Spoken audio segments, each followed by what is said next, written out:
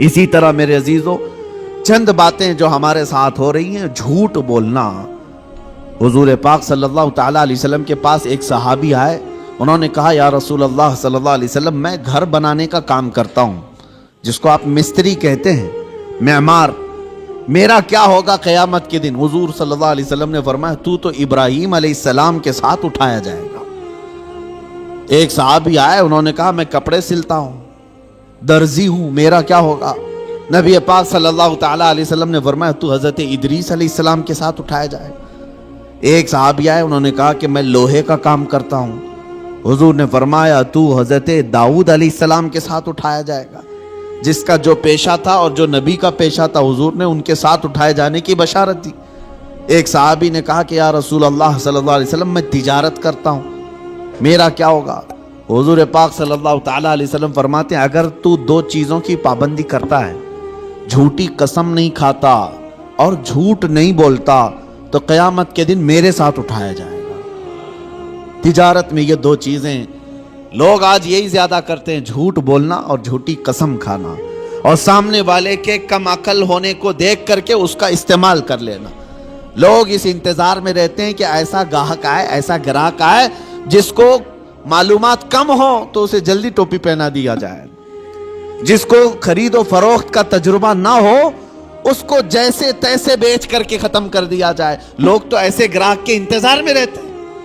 امام اعظم ابو حنیفہ رضی اللہ تعالیٰ عنہ، ہمارے امام سراج الامہ، یہ خود تاجر تھے۔ ایک بار بیٹھے ہوئے تھے اپنی دکان میں، ایک عورت کپڑا لے کر کے آئی۔ وہ کپڑا اچھے قسم کا کپڑا تھا، اور وہ عورت جو بیچنے آئی تھی اس کی قیمت وہ کم بول رہی تھی۔ امام اعظم کے پاس وہ آئی اور لے کر کے اس نے کہا کہ یہ کپڑا مجھے بیچنا ہے۔ حضرت امام اعظم نے پوچھا کتنے کا بیچ رہی ہوں؟ اس نے کہا 10 درہم۔ تو آپ ہنسنے لگی کیونکہ آپ ماہر تھے کپڑوں کی تجارت کے۔ آپ نے کہا یہ کپڑا اتنی قیمت کا نہیں ہے۔ تو اس نے کہا مجھے ضرورت ہے، اتنی پیسے دے دو۔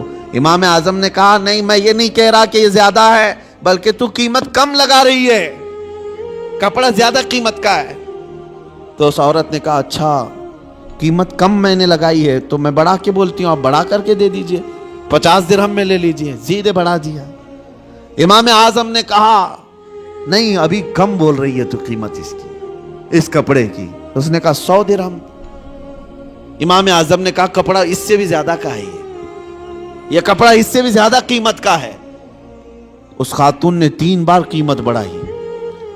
تو امام اعظم ابو حنیفہ نے فرمایا جا تیرے گھر میں کوئی ذمہ دار مرد ہو تو اسے بھی لے کے آ۔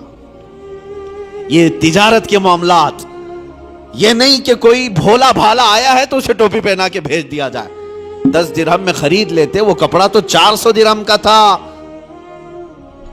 کہا کہ جا تیرے گھر میں کوئی ذمہ دار مرد ہے تو اسے لے کر کے آ۔ وہ خاتون گئی، اپنے مرد کو لائی۔ امام اعظم ابو حنیفہ رحمۃ اللہ تعالی علیہ نے اس کپڑے کو 400 درہم میں خریدا۔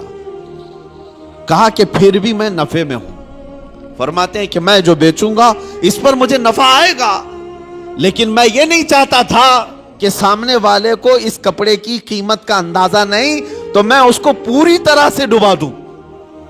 یہ رسول پاک صلی اللہ تعالیٰ علیہ وسلم کے اخلاق کے کریمانہ جو امام اعظم ابو حنیفہ نے بھی اپنی زندگی میں دکھایا ہے۔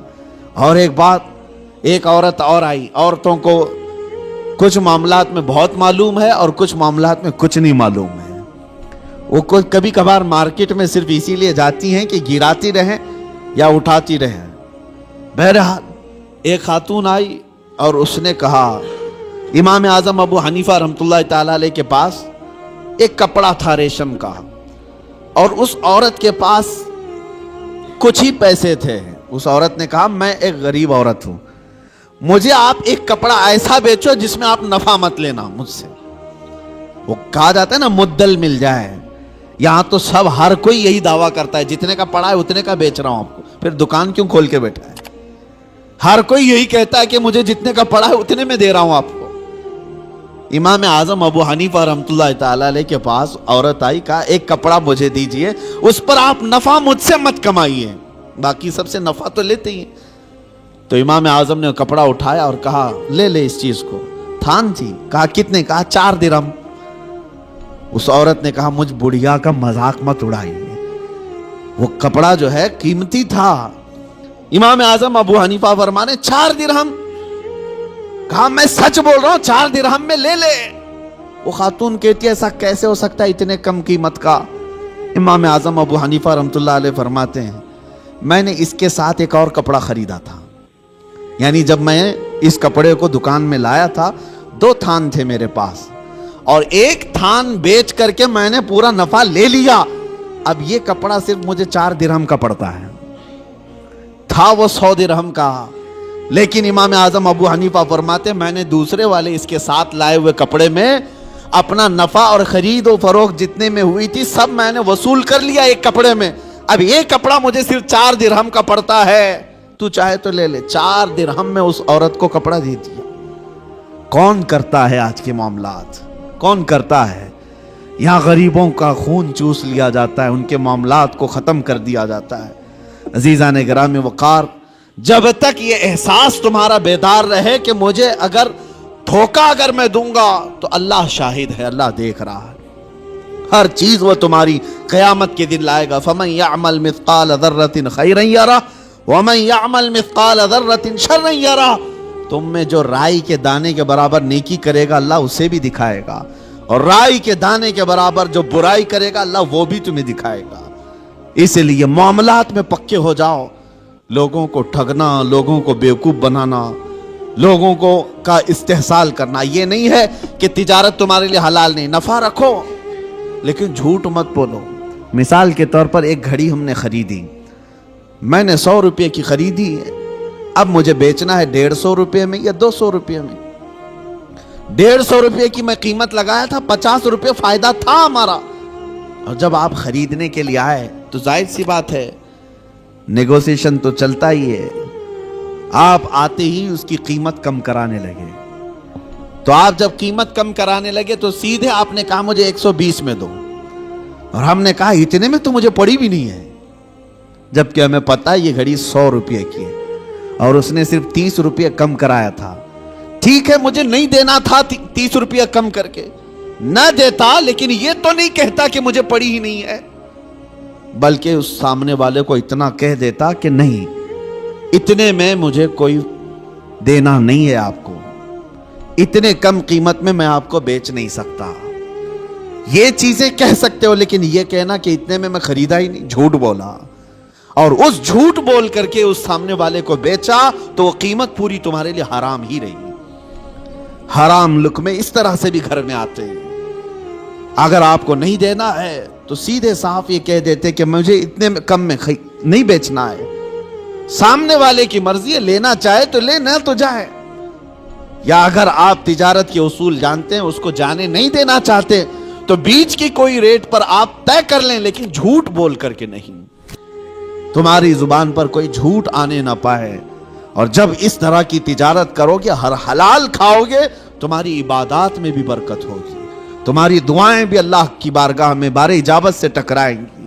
عزیزان گرامی وقار، پوری دنیا میں آج معاملات کے لیے ہم فکر مند ہیں کہ مسلمانوں کی ایسی چھبی بنائی گئی۔ ابھی میں ایک باہر ملک میں تھا، وہاں ایک صاحب کہہ رہے تھے کہ ہم جو ہے مال امپورٹ کرتے ہیں فلاں جگہ سے فلاں جگہ سے، لیکن ہم وہاں جا کر دیکھتے ہیں اگر کوئی مسلمان کنٹینر وغیرہ لگا رہا ہے تو ہم ڈر جاتے ہیں کہ واپس وہ ہمارے ملک میں آئے گا تو آدھا کنٹینر ملے گا، نہیں تو فلاں ایسا ہو جائے گا، فلاں ہو جائے گا۔ وہ ڈر اس بات کا ہے۔ کہا کیوں اس قدر بگاڑ لیا اپنے معاملات کو؟ عزیزان گرامی وقار، مسلمانوں کے حالات جب اس طرح سے بگڑے ہیں تب یہ تمام چیزیں آئی ہیں۔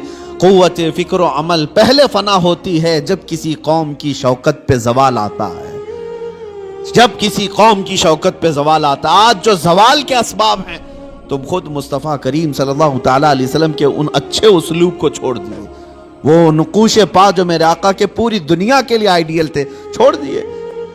آج ایک بات میں بتا دوں، ابو جہل جیسا کٹر دشمن مکہ میں ہے، ایک قافلے والا یمن سے یا کہیں سے آیا ہے، ایک اونٹ لے کر کے وہ بیچارہ مکہ میں آیا، اس کا قرض ابو جہل کے پاس تھا، یعنی ابو جہل ان کے پیسے لے کر کے دبا لیا تھا، نہیں دے رہا تھا، اور دادا ہے، گنڈا ہے، اور وہ بندہ بیچارہ جو آیا وہ کمزور تھا، وہ مکہ کے فلاں فلاں آدمی کے پاس جا رہا تھا, کہا کہ اس سے میرا پیسہ دلا دو, کوئی تیار نہیں تھا. ارے اس کے پاس کون جائے گا, ابو جہل کے پاس, وہ سردار قریش ہے, پتہ نہیں کون اس سے وصول کرے گا. کچھ ایسے لوگ یہاں پہ بھی ہیں جن سے لوگ ڈرتے ہیں, ارے ان سے کون وصول کرے گا. یہ اس زمانے کے ابو جہل ہیں. لوگ ان سے ڈرتے ہیں کہ پیسہ ان سے کون وصول کرے گا, گنڈے ہیں, مار پیٹ کریں گے. تو سب ڈرے ہوئے تھے. وہ مجبور آدمی مکہ میں حرم پاک میں مجبور اور پریشانی کے عالم میں کھڑا تھا. ایک کسی نے پوچھا کہ کیا بات ہے, مکہ کے حالات بتا رہا ہوں. اس نے کہا میرا پیسہ فلاں آدمی دبا کر بیٹھا ہے, ابو جہل دیتا نہیں. تو وہ حرم پاک میں جو بندہ آیا تھا اس نے کہا تیرے لیے ایک ہی راستہ ہے, جا محمد کے پاس صلی اللہ علیہ وسلم. حضور پاک صلی اللہ تعالی علیہ وسلم, وہ بھی مسلمان نہیں. اس نے کہا جا محمد کے پاس, وہ تجھے دلا دیں گے. وہ شخص کہتا ہے میں ڈھونڈتے ڈھونڈتے حضور پاک صلی اللہ علیہ وسلم کے پاس آیا.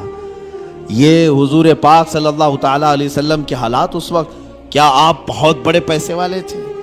کیا آپ اس وقت حالات میں مکہ والوں کے اس طرح سے مضبوط مالی اعتبار سے؟ لیکن وہ شخص آیا, حضور ایک جگہ بیٹھے ہوئے تھے, آتے ہی رو پڑا, کہا آپ محمد ہیں؟ کہا فلاں شخص مکہ کا ابو جہل, اس کو دوسرے نام سے پکارا جاتا تھا. کہا وہ پیسے میرے لیا ہے اور دیتا نہیں ہے اور ڈراتا الگ. حضور پاک صلی اللہ علیہ وسلم نے اس سے کہا رو مت, چل میں تیرے ساتھ چلتا ہوں. حضور اس شخص کے ساتھ آئے اور کہا کہ ڈھونڈتے ہیں. ابو جہل ایک جگہ بیٹھا ہوا تھا قریش کی محفل میں, ٹھٹا مار کر ہنس رہا. سیدھے اس محفل میں میرے آقا صلی اللہ علیہ وسلم تشریف لائے, کسی کی روح رعایت نہیں. سیدھے سامنے کھڑے ہو کر کہا ابو جہل یہ بندہ مجبور اور پریشان ہے, کیا تیرے پاس اس کا مال ہے؟ تو نے اس سے قرضہ لیا ہے؟ ابو جہل نے کہا ہاں میں نے لیا ہے. کہا کب دے گا اس کے پیسے؟ اس کے پیسے کب دے گا؟ وہ ایسا ذلیل ہوا وہاں پر کہ حضور کے پاک کے 2 جملے تھے, وہ فوراً گیا اور مال لا کر کے اس مجبور آدمی کو لوٹا دیا. نبی پاک صلی اللہ تعالی علیہ وسلم کا وہ جلال جو کٹر دشمن ہے, جانی دشمن ہے, لیکن حضور کے اخلاق و کردار کے سامنے ٹک نہ سکا. حضور معاملات میں اتنے پکے تھے کہ حضور کو کوئی ٹال نہیں سکتا تھا.